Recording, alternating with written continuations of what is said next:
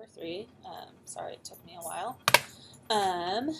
Of my series of EDS honesty and for Ehlers Danlos Syndrome Awareness Month this May. And so I decided that I am going to do this video on the symptoms of Ehlers Danlos. So if some of these symptoms sound familiar to yourself or someone you know, this might be something to bring up with your doctor or their doctor. So my type of Ehlers Danlos syndrome is the hypermobility type, or in the old typing system, it would have been considered type 3. There are 6 major types of Ehlers Danlos syndrome. My type is the most common, and the other 2 most common would be the classical type or vascular type. So this first set of symptoms that I'm going to go over is for the hypermobile type, my type, and some of the symptoms that I'm going to go over in this section and then the other section, there are some people that have crossover, and there are some people that have more than one type. I do not have more than one type, but I do have crossover into some of the other types with a few symptoms. Also, because Ehlers Danlos is not as well researched, there is some debate among certain experts about whether some of these things either go in Ehlers Danlos at all, or if they're associated with one of our secondary conditions or comorbidities, or if they go in a different type, or, there's kind of a, not everything is completely set in stone at the moment. So I'll go ahead and start. All right. So the big one, as the name implies, joint hypermobility. That's kind of self-explanatory. That's usually diagnosed using a scale called the Baton scale, which is a score. You have a score 0 to 9. The first 2, you can get a point for each arm if your elbow bends that way. I think 10 degrees is what they classify it as. You can also get the same for your knees bending backwards.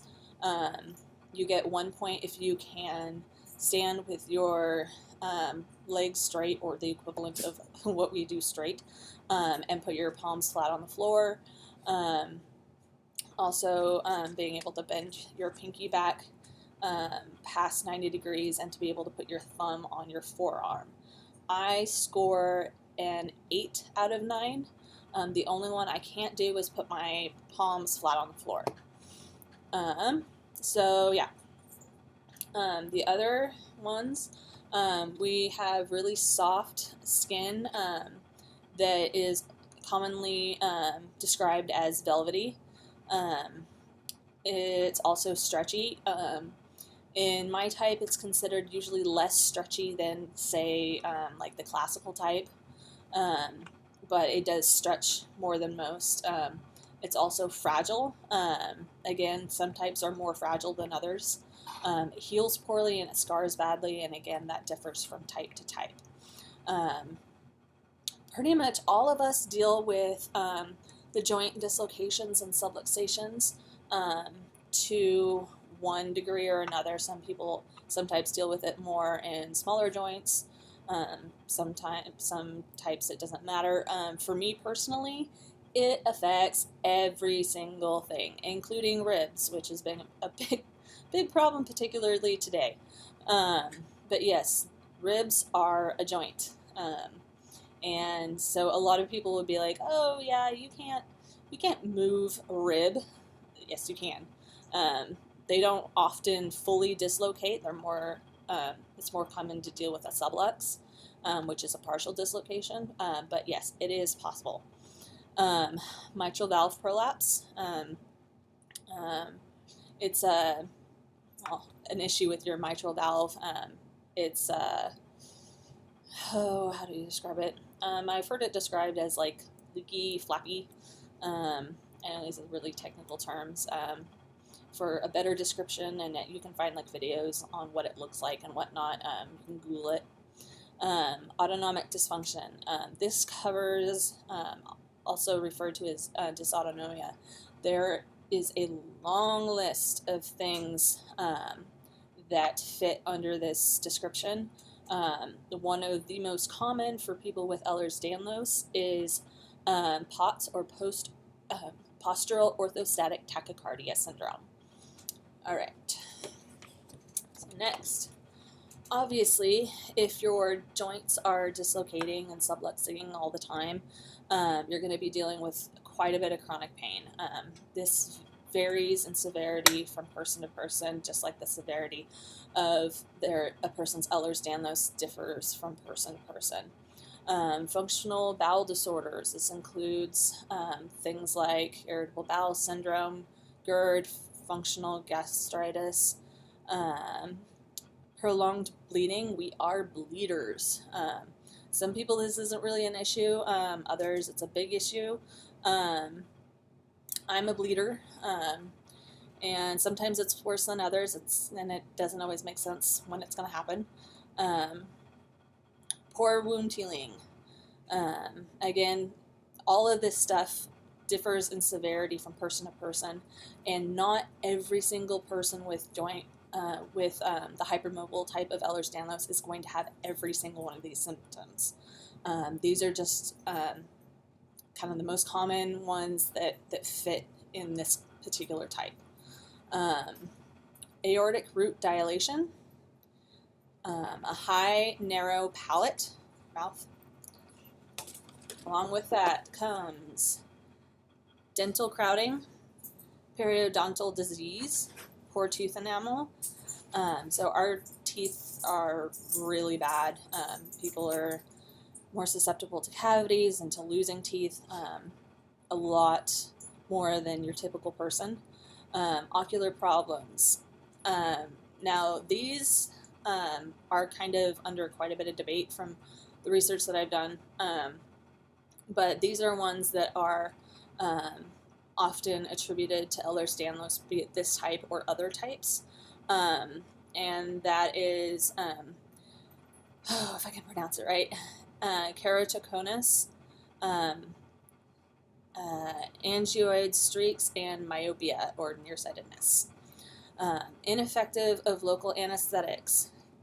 Now, this is kind of a cruel joke because our teeth are horrible, so we get, cavities and all that stuff a lot easier, but yet the Novocaine and such don't work very well or at all on us.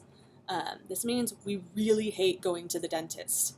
It's not fun for anyone, but especially not for us. That and the fact that we are much more susceptible to TMJ because your jaw is a joint, so they dislocate and they get very angry. So having a dentist that is willing to be patient with you and take time for breaks and everything like that is really important.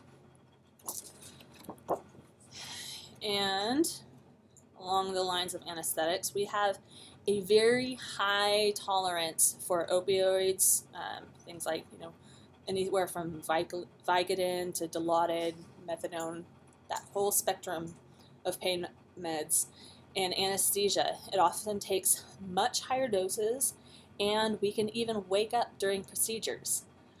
I can tell you this from personal experience. I've had multiple occasions where I have woken up during procedures, or the medications that they were trying to use to sedate me didn't work at all. I had one particular time when I was having to get a bone marrow biopsy done, and they gave me 5 times the dose. Basically, they gave me 5 people's worth of medication to do even just a basic conscious sedation, and it did not work at all, which meant that was a nightmarish experience. So yeah, and overall, we have a tendency to metabolize drugs a lot differently than most people. Anytime I start a new medication, it's always kind of a Russian roulette type experience. I may respond perfectly normal to it, just like anybody else. I may not respond to it at all, or I may have some crazy response that the FDA hasn't even ever heard of someone having that kind of a response to it before. It happens. And pregnancy, there is a potential for a lot of complications for someone with Ehlers-Danlos of any type during a pregnancy. It can mean things rupture. It can mean early labor. It can mean really fast labor. It can mean a lot of different things. Obviously, going back to the fact that we're bleeders, bleeding is always an issue. Lots of different things can go wrong in a pregnancy. Some people have no problem, but a lot of people do. Okay, so that's kind of the general overview of the hypermobility type. And so here are just kind of some of the highlights of symptoms that you'll find in the other types, like classical vascular kyphoscoliosis, those ones. And some of these, like I said, you will find in other in the hypermobility type as well, but that's mainly because of just a crossover in symptoms that some people experience. Okay, so the atrophic, or what's described as cigarette paper scars, spontaneous or easily induced, means some people, all you have to do is bump them, and this is a problem for arterial or internal organ rupture. And what I mean by that is someone's bowels can just rupture. Any of the internal organs have a susceptibility to rupturing. This is a very big problem for the vascular type, and is why the vascular type is considered very life-threatening, and it can happen without any warning. Unfortunately, a lot of people don't even know they have the vascular type of Ehlers-Danlos until they have suffered a life-ending experience of an arterial or organ rupture. Sutures often fail to hold, or they tear through tissues. This is one of the crossover symptoms that I have dealt with. Luckily, I've only ever had to have sutures once before, but it held less than 24 hours and tore right through the tissues. Depending on what type of a wound it is that they're needing to hold, a lot of people just use surgical glue, or crazy glue is basically what that is, to hold the skin together. It tends to work a bit better and is a little safer for some people. Thin translucent skin. This is something that's fairly common in the vascular type. I think it's in classical type as well. This is especially true in like the chest area. You'll be able to very distinctly see, the veins and whatnot in the person's chest. I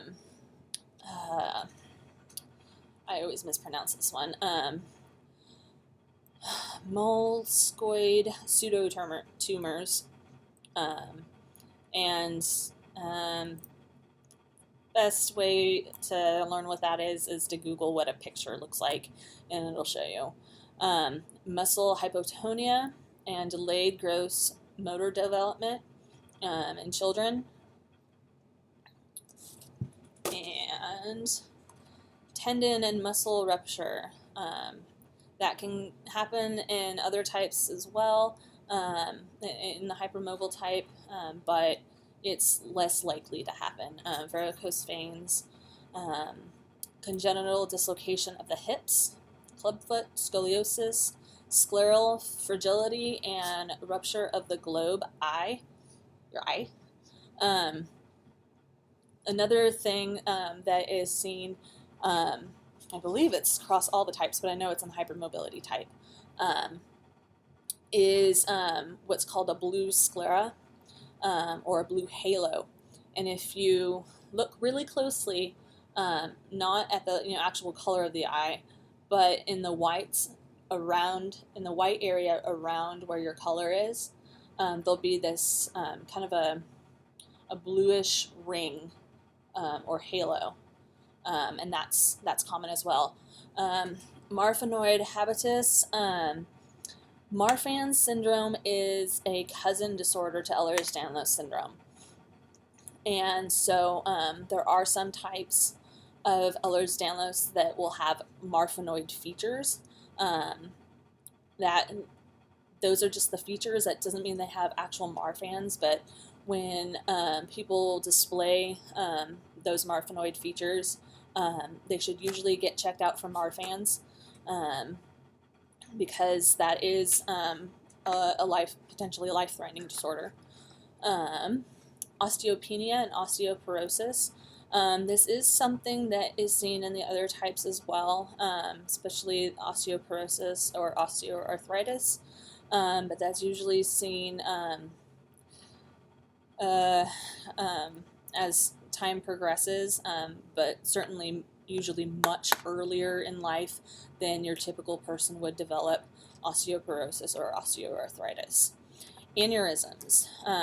Now, again, this is much more common in types other than the hypermobility type, but there is still an increased risk, however slight it may be.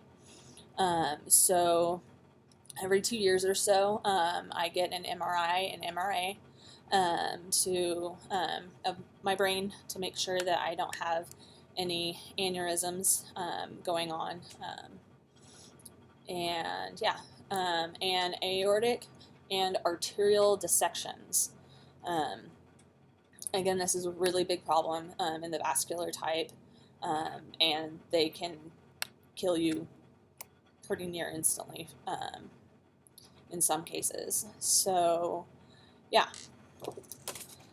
Now, I was going to go over secondary conditions, also known as comorbidities, but going over just the symptoms took quite a bit of time. So my next video will be on